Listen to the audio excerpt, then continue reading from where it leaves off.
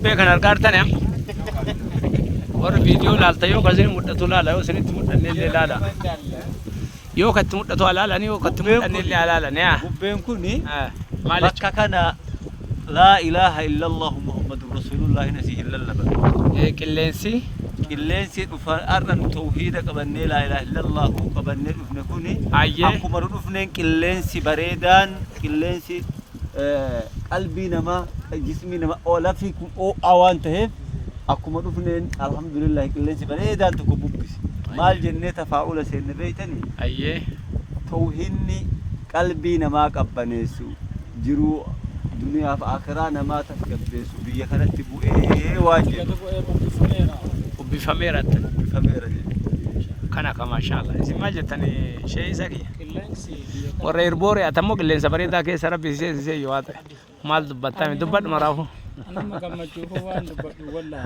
maal jennaan qilleensi akkan bubbisu irboorratti si gubu fa'ajabna kun ammootu hin qabbanaa das namni akkanama shaaworii seenee laakiin ammoo tafaa'ulli nama guddoo akkuma warri diinaa oromaa fe baay'een keenyas fe qilleensi inni bubbisuun kun waan hin jirre ajaa'ibaatti biyya kana seene jechuudha. qilleensa nasrii diiniitti bubbise. qilleensi nasrii bubbisaadha ol gaa'ishaa. kanaafuu warri daa'ataa jirullee daa'adhaa kaa jabaadha dubbiin jabaa.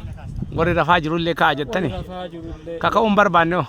والسبينة والسبي والبر فمكينا يا أساس السبي كأتمنا كيرثينا ما شاء الله شيخ عبد الله والرواقين ده سمعنا يتنا أهوني يعلنوا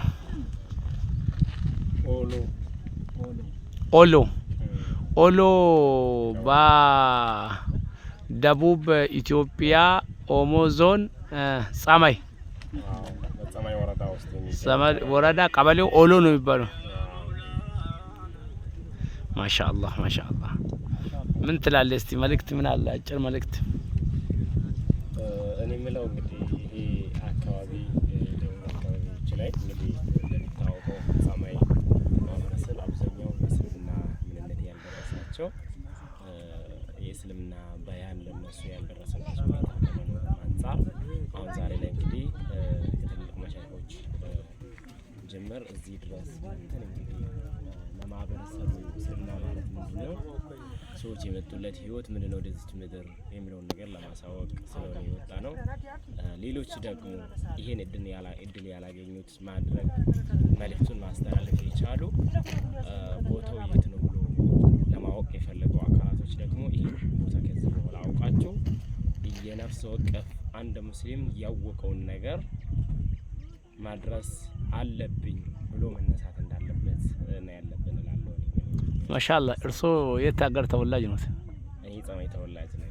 ጸማይ አላሁ አክበር። እኛም የመጣ ነው ወደ ጸማይ ነው። ሼህ አብደላህ የት ነበር የቀራው? ሼህ አብደላህ እኔ ወደ ወሎ አካባቢ ነበር የቀራውኝ። የመጀመሪያ ጊዜ ቁርአን ነዘር ወሊሶ ላይ ነበር ቁርአን የቀራውኝ። ከዛ በኋላ ወደ ወሎ አካባቢ ላይ አንድ ትልቅ ሼህ ነበረ ባቲ በሚባል ሀገር ላይ እዛ ሄጄ ነበር የተወሰነ ሙክተሰር ኪታባቶችን የቀራውት ማለት ነው።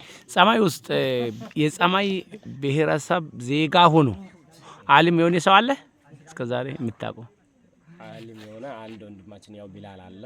ያው መካከለኛ ሙሉ ዓሊም ሳይሆን የዲን መካከለኛ የሆነ እኛ ያው ከታች የሱ ወንድሞች ሆነን ያው ይተጋገዝን ነው ሁላይ። ግን ኪታብ የሚያስቀራ ጸማይ ውስጥ ዓሊም እንደዛ ወጣ ብሎ የተቀመጠ የለም። ወጣቶች ይበዛሉ በዲን ላይ? ወጣቶች ኦሬዲ ገና ነው አሁን ላይ ነው የተዋወቁ ያሉት እስልምናውን አዲስ ነው የተዋወቁ ያሉት። እኛ አሁን ያለንበት አካባቢ ላይ ወጣቶች አሉ የዲን ፍላጎት ያላቸው ጥንካሬ ዲናቸው ምን እንደሆነ ገፍቷቸው እየተቆራቆሩ ያሉት ማሻአላህ እንደዛ አይነቶች እንዳሉ ኤጋ ጃለተምቶታ ከበጀምቶታ ኡርዶፍቶታ ኬና ቀባሜ dachina majru kuni olla jirra ganna kana mese chilala shey isa ki gabar chilala gandi silanu dema jirru kama sani qorqorron sumudda talata ummatatti me qorqorro sanille achi jedhan me sini assissa kana fakkata bosona kana keessa Ollo biyya jedhamtu amma qorqoorratti achiisanii boodaa qorqoorroo san jechuudha. Iddoo san kanaaf deemaa jirra. Rabbiin khayrii haa taasisu. Akkuma argitani lafti konkolaataan illee silaa waa yaalamuu miti lafa dheeraa sabri maan deemnee gaara keessa oolla biyya jedhamtu keessatti inshaallahu risaalaa islaamummaa geessina jennee akkana socho'aa jirra. Gaarotii kanneen argaartanii achi ሰማይ kana ከዚህ ወደ ጀርባ ያለው ብሔረሰብ የቱ ነው? ይሄ ሙሉ እስከዛ ድረስ ሰማይ ነው ያለው። ከተራራ ጀርባስ? አዎ ጀርባውም ያው ሰማይ ነው። ሰማይ ነው እስከ ታች ወርዷል። ማሻአላህ ከተራራ ጀርባም ያለው ሰማይ ነው ብለዋል። ከዛ በኋላ አማር ወደዛ የጋና ጋጋይ ባክ ማሻአላህ kana fakkaata asinillee mee gaara kanneen duuba deebisaa gaarotee kanneen keessa olii gad deemaa jirra. Alhamdulillahi rabbil alamin guyyaa hadhaallee immoon biyya kaleessa namoonni 700 ol islaamee keessatti guyyaa hadhaallee warri xamayii warri islaamummaan fudhate akkamitti islaamummaan nama garii kennamtee nu jalaa hafti jechuudhaan dhufanii 500 olitu islaamee jechuudha guyyaa hadhaa. Allahu akbar Allahu akbar qaamis matoo sabala min al ajaa'ib wal gharaa'ib makiina lafa kana keessa makiina wajjin jirra awwal ajaa'ibee dadhabe lafa isin argitan kana keessa makiinaan eessaan dhufteettanii yaadda bara rabbuma tawakkulaata rabbumarra irkanne gammoojjii kana keessa ramadaana wajjin hin dandeenyu jenne waan rabbiitiif deemaa jirra. Rabbiin eegana irra nu qarqaaraan gaara kana keessa konkolaataa oofne malee osoo wanti waan rabbii ta'uu baatte osoo konkolaataa tanallee rabbii godhee ta'uu taata kennan andi kiroozara eegana arabbani gaara ittiin bashannantu ta'uu baatte eegana waan yaalamuu qabu hin yaaddamne deemnee as keessa dhufne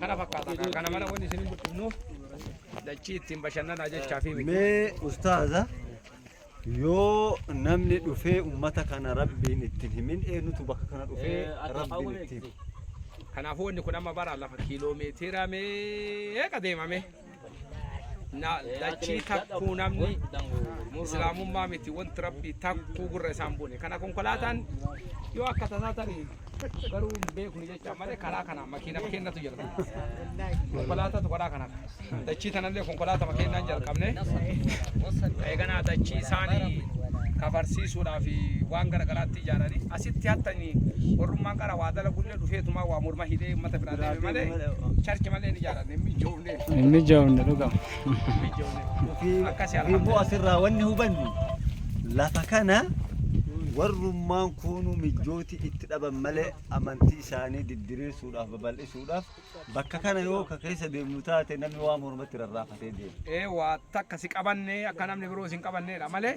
namni kaayoo tana dhufee asii waa basi.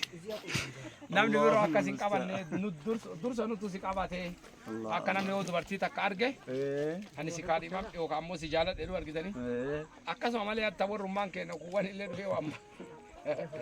Barsiisu yaadamuu miti ani si kaadhimadhe amantiin biraa dhufe lafti harkan kennatiin jechamaa fi badde akkati badde ragaa si jannata sangatii yoo jechaa taate malee wanni agarsiisan jiru kun gama isaa moorri jiru sun inshaallah warra islaamummaa fudhatu dhufe yoo rabbi fedhe akka silaa sochoofamne sochoone deemne as geenne taan ammoo rabbitu kana ammallee itti nama guuta du'aa keessaniin wajjin jiraadha isinin jenna barakallahu fiikum wassalaamu alaikum warahmatullahi wabarakaatuh. waan hordoftaniif nuuf galatooma.